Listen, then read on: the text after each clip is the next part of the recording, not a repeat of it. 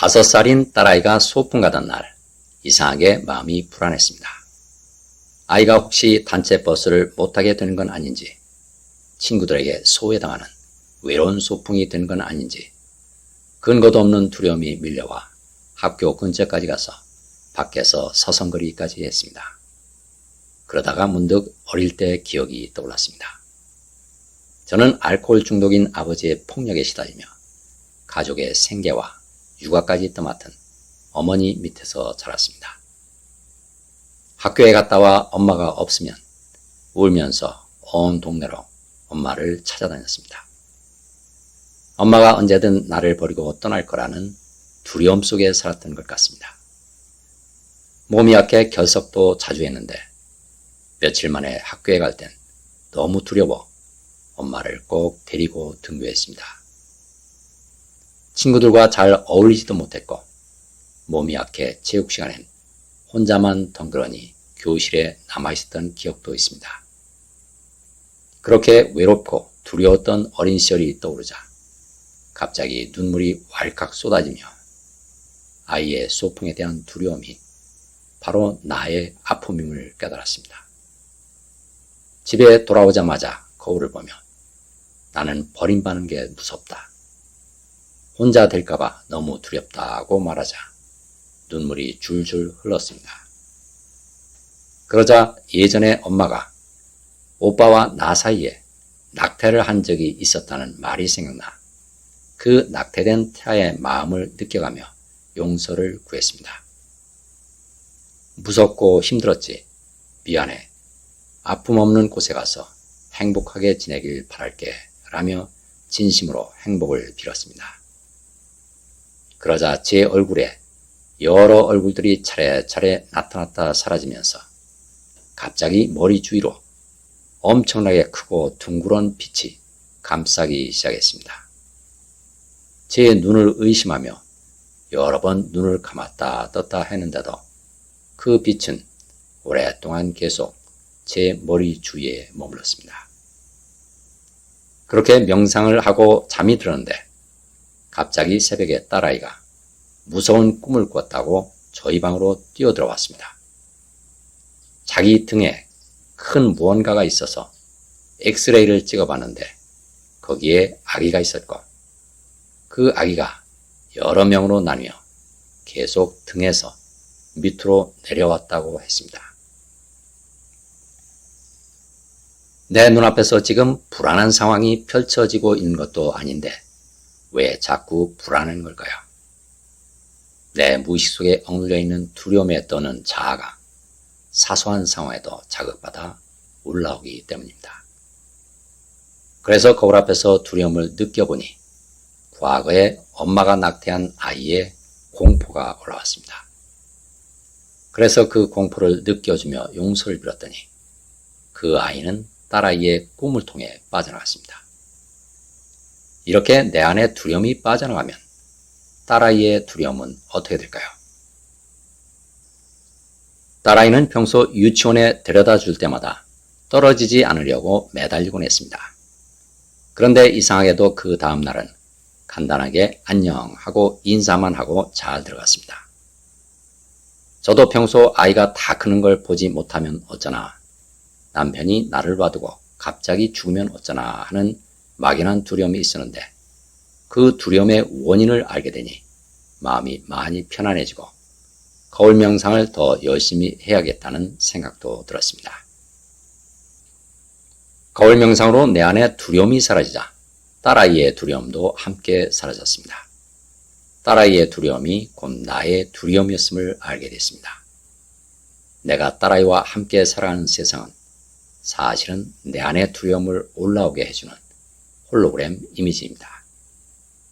딸아이의 입장에서 바라보면 엄마와 함께 살아가는 세상도 역시 자신의 두려움을 올라오게 해주는 홀로그램 이미지입니다. 서로의 무의식 속에 억눌려 있는 두려움이 공명해 엄마와 딸로 서로 만난 것입니다. 현실은 홀로그램 이미지이기 때문에 바로 지금 이 순간에만 존재하며 끊임없이 시간을 따라 흘러갑니다. 저는 서울에서 인천까지 자동차로 왕복 3시간 거리의 직장을 다니면서 심신이 몹시 지쳐 있었습니다.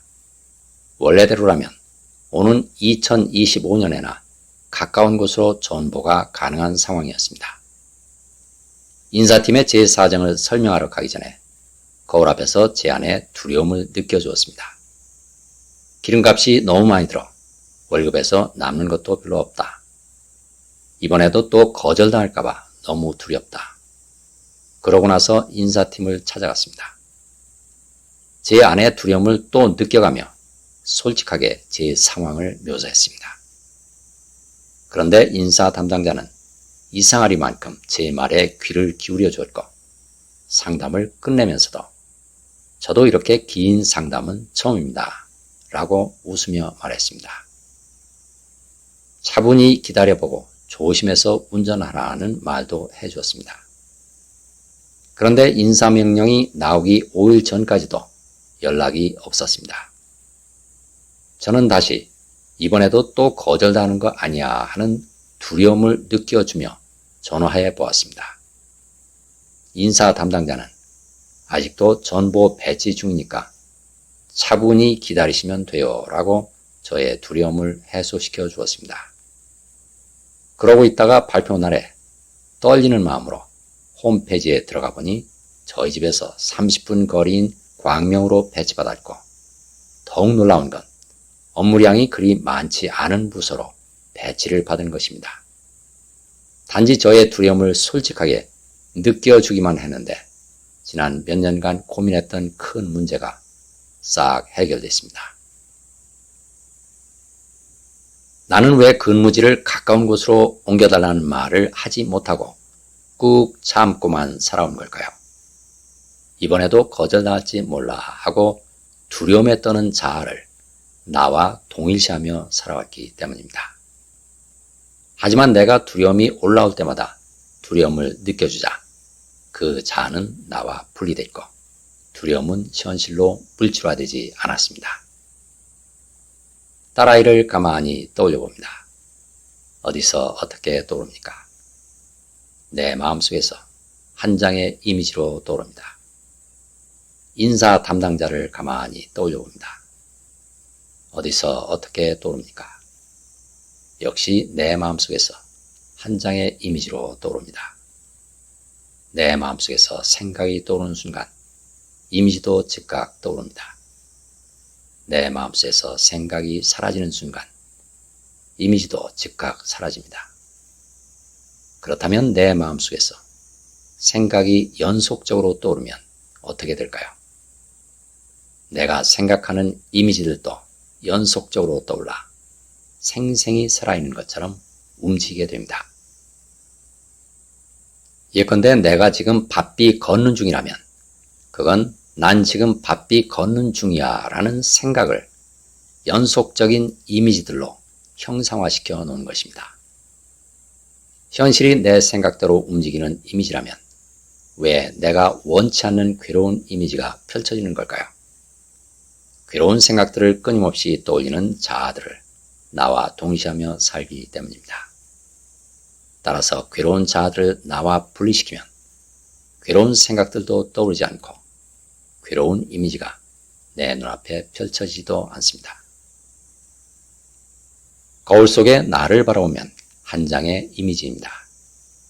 우주라는 한 장의 이미지는 작은 이미지들의 조합입니다. 나는 왜 한 장의 이미지로 된 현실 속에 들어와 한평생을 살아갈까요? 한 장의 이미지가 시간을 따라 흘러가면서 내 안에 괴로운 자아들이 차례로 올라오기 때문입니다. 이렇게 올라오는 자아들을 외면하지 않고 받아들이면 나와 분리돼 사라집니다.